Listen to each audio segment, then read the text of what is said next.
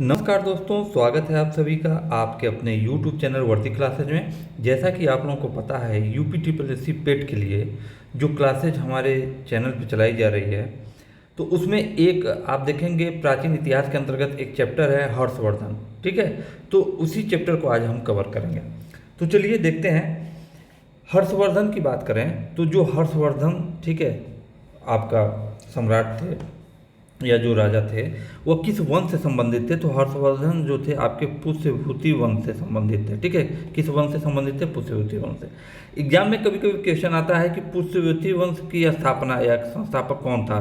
तो पुष्यभूति वंश का जो संस्थापक था वो पुष्यभूति ही थे। ठीक है, और यह हरियाणा के थानेश्वर में इसकी क्या किए थे?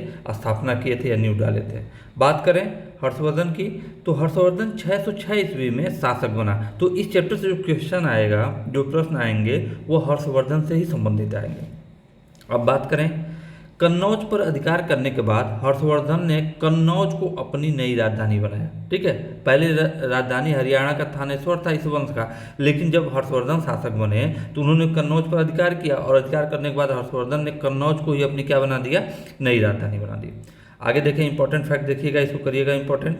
बाणभट्ट द्वारा रचित प्रसिद्ध पुस्तक हर्षचरित से हर्षवर्धन के बारे में व्यापक जानकारी मिलती है। तो हर्षवर्धन के बारे में कौन सी पुस्तक बताती है? आपकी हर्षचरित। और हर्षचरित के लेखक कौन है? बाणभट्ट। इनको ध्यान में आप रखेंगे। क्लियर, समझ गए? आगे देखें, हर्षवर्धन का जो अगर हम बात करें तो काफ़ी लंबा इसका शासन पीरियड था, टाइम पीरियड शासनकाल का। तो हर्षवर्धन ने कुल 41 वर्षों तक शासन किया। इसका टाइम पीरियड काफ़ी लंबा रहा। हर्षवर्धन एक प्रतिष्ठित कवि एवं नाटककार था। नागानंद, प्रियदर्शिका तथा रत्नावली हर्षवर्धन की प्रमुख रचनाएं हैं। इंपॉर्टेंट करिएगा, यह बहुत ही विद्वान और प्रतापी शासक था। और इसकी रचनाओं की बात करें तो नागानंद, प्रियदर्शिका तथा रत्नावली हर्षवर्धन की प्रमुख रचनाएं थी। हर्षवर्धन बौद्ध धर्म की महायान शाखा का समर्थक होने के अलावा शिव तथा विष्णु का भी उपासक था। इंपॉर्टेंट करेंगे, ठीक है, इंपॉर्टेंट करेंगे। तो हर्षवर्धन बौद्ध धर्म की बौद्ध धर्म की महायान शाखा का समर्थक था। लेकिन कभी कभी एग्जाम में पूछता है कि अशोक, ठीक है, अशोक बौद्ध धर्म के किस शाखा का क्या अनुयायी था या समर्थक था? तो अशोक जो था आपका हीनयान का, इसको मोस्ट इंपॉर्टेंट करेंगे। ठीक है, अशोक जो थे आपके हीनयान शाखा के समर्थक थे। और ये जो हर्षवर्धन है ये आपके महायान। हर्षवर्धन ने प्रयाग तथा कन्नौज में विशाल धार्मिक सभाओं का आयोजन किया था। ठीक है, चीनी यात्री वेनसांग हर्षवर्धन के काल में यानी 629 से 645 ईस्वी तक जो शासन पीरियड था में भारत में रहा। ठीक है, हर्षवर्धन के ही शासनकाल में भारत में रहा। बौद्ध धर्म के अध्ययन के लिए वह भारत की यात्रा पर आया। वेनसांग को तीर्थयात्रियों का राजकुमार, इंपॉर्टेंट करिएगा इसको, किसको करेंगे? वेनसांग को तीर्थयात्रियों का राजकुमार का उपनाम दिया गया, यानी कि इसकी संज्ञा दी गई वेनसांग को। तो अगर एग्जाम में प्रश्न आए कि तीर्थयात्रियों का राजकुमार किसे कहा जाता था, तो वेनसांग को। वेनसांग किसके दरबार में आया या किसके शासनकाल में भारत आया? तो हर्षवर्धन। याद कैसे रखेंगे ट्रिक? वेनसांग में ह और हर्षवर्धन में ह, दोनों में ह है, तो आप इससे इसको रिलेट करके याद रखेंगे। क्लियर, चलें आगे देखें। अब आगे देखेंगे, देखिए इंपॉर्टेंट सब हो रहा है। उसने, वेनसांग ने नालंदा विश्वविद्यालय में रहकर अध्ययन किया। उस समय यहाँ के कुलपति कौन थे? शीलभद्र थे। तो इंपॉर्टेंट जो क्वेश्चन ये अक्सर एग्जाम में पूछता है, वेनसांग किसके शासनकाल में आया, तीर्थयात्रियों का राजकुमार किसे कहा जाता है, इन सब चीज़ों को ध्यान में रखेंगे। आगे देखिए, गौड़ नरेश, इसको इंपॉर्टेंट करेंगे।